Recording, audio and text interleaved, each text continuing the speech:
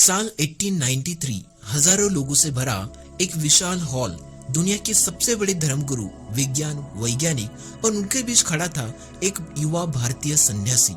ना कोई ताकत, ना कोई सेना और ना ही कोई राजनीतिक शक्ति। फिर भी कुछ मिनट बाद वही इंसान पूरी दुनिया की सोच बदलने वाला था। लेकिन सवाल ये, आखिर उस युवक में ऐसा क्या था जिससे पश्चिमी दुनिया तक हिल गई। कहानी शुरू होती है गुलाम भारत से, जहां लोग सिर्फ अंग्रेजों से नहीं अपने डर से भी हार चुके थे। और ऐसी सिचुएशन में कलकत्ता की गलियों में एक बच्चा पैदा हुआ, नरेंद्रनाथ दत्त। बाकी बच्चों से वो बिल्कुल ही अलग था। जहां बचपन में दूसरे बच्चे खेलते कूदते थे, वही नरेंद्र सवाल पूछता था। सवाल था, क्या भगवान है? भगवान कहाँ है? क्या किसी ने उन्हें देखा है? अगर सच है तो वो महसूस क्यों नहीं होता? उसके सवाल लोगों को असहज कर देते थे, क्योंकि वो सिर्फ जवाब नहीं चाहता था, वो सत्य चाहता था।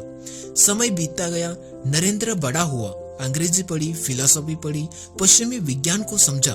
लेकिन जितना ज्ञान बढ़ा, अंदर की बेचैनी उतनी ही गहरी होती गई।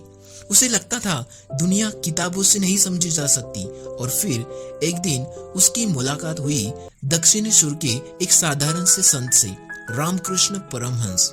फिर नरेंद्र ने वही सवाल पूछा, क्या आपने भगवान को देखा है? फिर जवाब आया, हाँ, उतनी ही स्पष्टता से जितनी मैं तुम्हें देख रहा हूँ। उस पल कुछ बदल गया। पहली बार किसी ने विश्वास से जवाब दिया था, लेकिन असली संघर्ष तो अब शुरू होने वाला था। नरेंद्र के पिता की अचानक मृत्यु हो गई। घर में गरीबी आ गई, कभी खाने तक के पैसे नहीं होते थे। और यही से शुरू हुआ सबसे बड़ा युद्ध। एक तरफ अध्यात्म तो दूसरी तरफ जिम्मेदारियां, एक तरफ सत्य की खोज तो दूसरी तरफ भूख।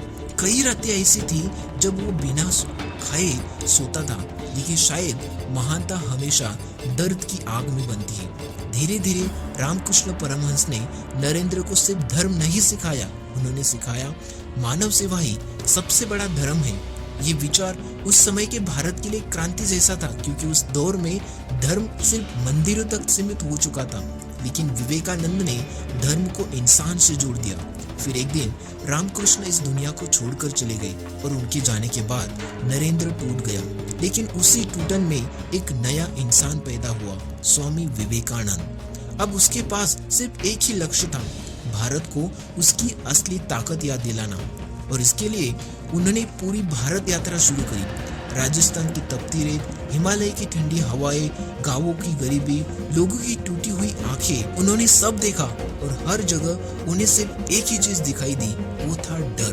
भारत गुलाम सिर्फ अंग्रेजों से नहीं था, बल्कि मानसिक रूप से भी पूरी तरीके से हार चुका था।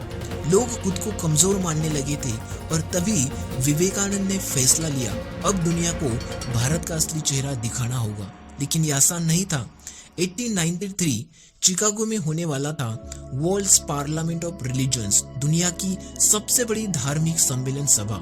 विवेकानंद वहां जाना चाहते थे, लेकिन समस्या थी न पैसे, न पहचान और न ही कोई ऑफिशियल इनविटेशन। कई लोगों ने तो उनका मजाक उड़ाया। कुछ ने कहा, एक गरीब भारतीय सन्यासी अमेरिका जाकर क्या करेगा? लेकिन शायद इतिहास उन्हीं का इंतजार करता है जिन पर कोई विश्वास नहीं करता।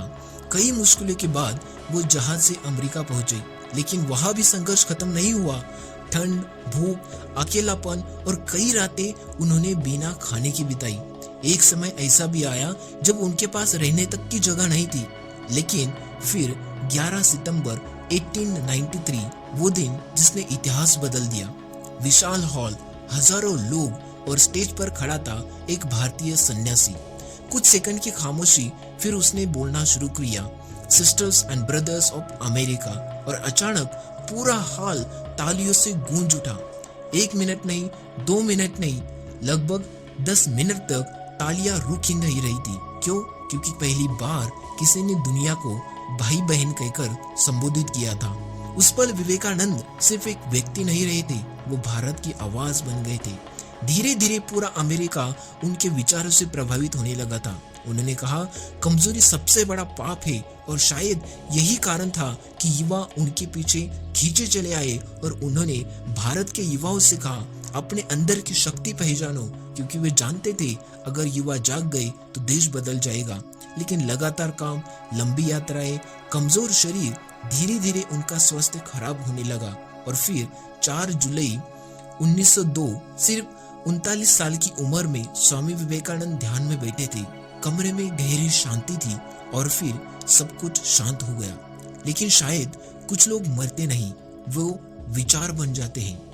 आज भी जब कोई युवा हार मानने वाला होता है तो विवेकानंद की आवाज सुनाई देती है, उठो, जागो और तब तक मत रुको जब तक लक्ष्य प्राप्त न हो जाए। उन्होंने दुनिया को सिर्फ स्पिरिचुअलिटी नहीं दी, उन्होंने आत्मविश्वास दिया और शायद यही उनकी सबसे बड़ी ताकत थी, क्योंकि उन्होंने तलवार से नहीं, विचारों से दुनिया जीती थी। और इतिहास गवाह है, कभी कभी एक अकेला सन्यासी भी पूरी दुनिया की सोच बदल सकता है।